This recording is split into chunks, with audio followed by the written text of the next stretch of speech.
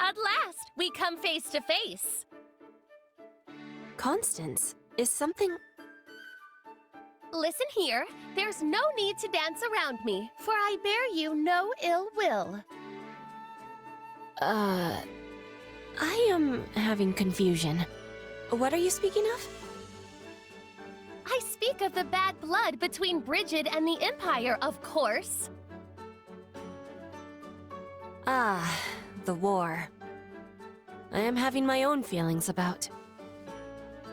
Surely you are aware that it was your father who invaded the lands of House Nouvelle, which I once called home. It was his aggressions which cost me my family, my friends, my land, everything. However, your father and many of your countrymen paid for this in the coin of their own lives. Furthermore, neither you nor I took part in that foolish conflict. Therefore, there is no merit to our dredging up the past. We need not be at each other's throats. Have I made myself clear? Good. Now farewell.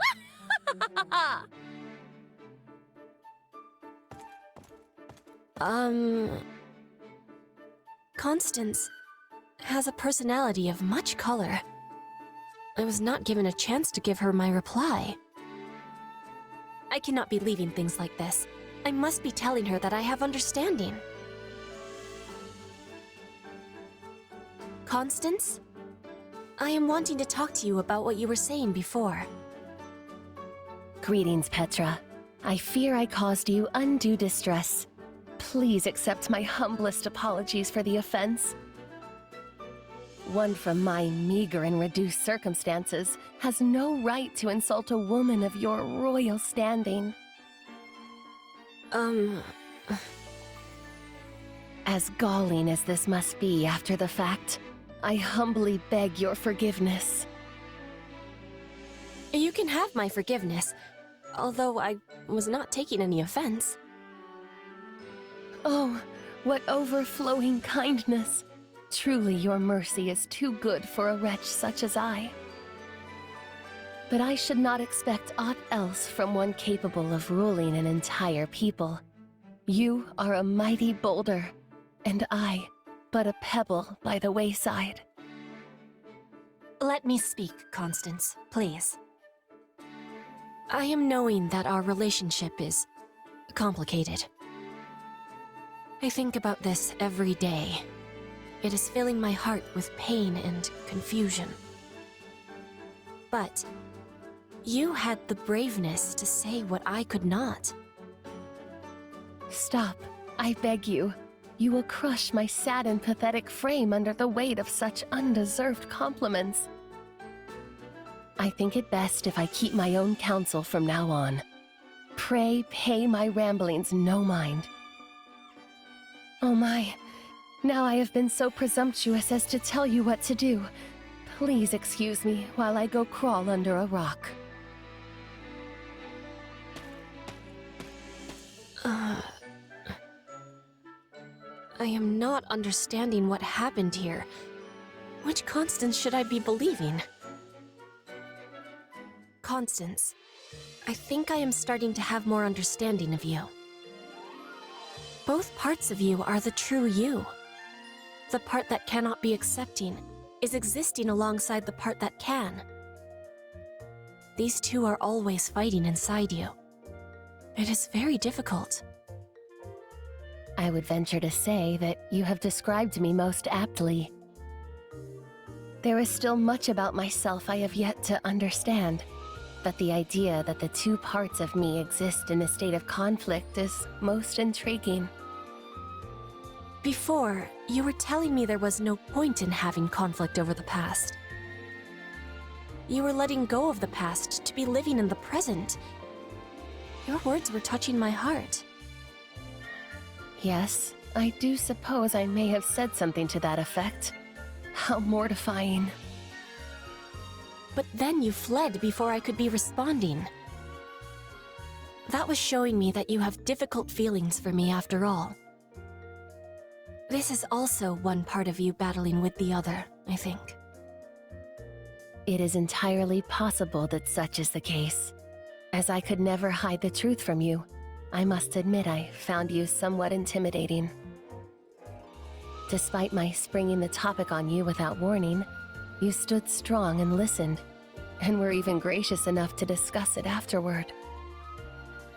You dazzled me, and I do not respond well to dazzling. I am weak and pathetic as I am now. No, that is not weakness. It is balance. The weak part is existing, so the other part can be strong for you. Are you not agreeing? Why ever would you think that? Because I am the same. I am also having a weak part. Like you, I am always pretending that the past is not bothering to me. But my father is dead, as are many of my people. This gives me great sorrow, and I am unable to be accepting. The weak part of me is winning. Why is it that I am still living, when so many others had to be dying? That is a thought that I ponder often myself. For what purpose am I even here? Why is it that I am the only one left to suffer? Is there anything left for me to live for? All I feel is the pain of the people I have lost. But I know now that someone like you, a person as dazzling as the other part of me, also shares that same pain. Of course. May I be so bold as to ask what it is that gives you solace? My brother and sister back home. They are still very small, but thinking of them always provides me with strength.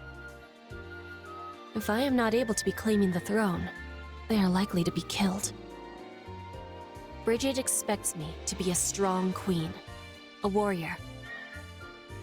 Only I can be improving our relations with Fodlan. I must be rising to the challenge. Where are you finding your solace? I take peace in the dream the other part of me still believes in. The dream that one day, House Nouvelle will be restored to its former glory. As unlikely as this seems, I find I am unable to discard it entirely. Then let us both be taking heart.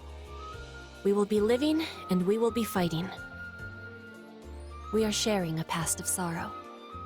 But together, we can be overcoming it and walking on towards tomorrow. You have my deepest thanks, Petra. Alone, I may never have found the courage I need, but with you beside me, there is hope.